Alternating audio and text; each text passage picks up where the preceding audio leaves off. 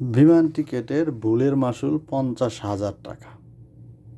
এই যে দেখেন, একটা টিকিট কিনছে একটা লোক, সে মানে ভুল করছে, চরম লেভেলের ভুল করছে, অতিরিক্ত পাকনামি করতে গিয়ে ভুল করছে। এই যে দেখেন, সে রিয়াদ থেকে দুবাই যাবে, শারজা। তারপরে তার ট্রানজিট আছে 21 ঘন্টা, 21 ঘন্টা ট্রানজিট। টিকিটের দাম ছিল আকাশচুম্বী।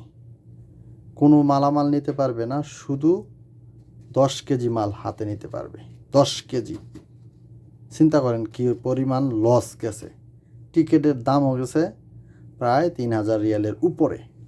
তারপরে আসার সময় এই যে দেখেন, শারজা, আবার শারজা থেকে রিয়াদে, হাতে মাত্র 10 কেজি মাল, চাইতেও 10 কেজি, আসতেও 10 কেজি। মানে এরকম ভুল কেউ কখনো করবেন না। টিকিট কেনার সময় অবশ্যই একটু বিবেচনা করে কিনবেন, একটু দেখা কিনবেন। এরকম ভুল করলে, এই যে এখানে 50,000 টাকা লস হয়েছে টিকিট কিনতে গিয়ে।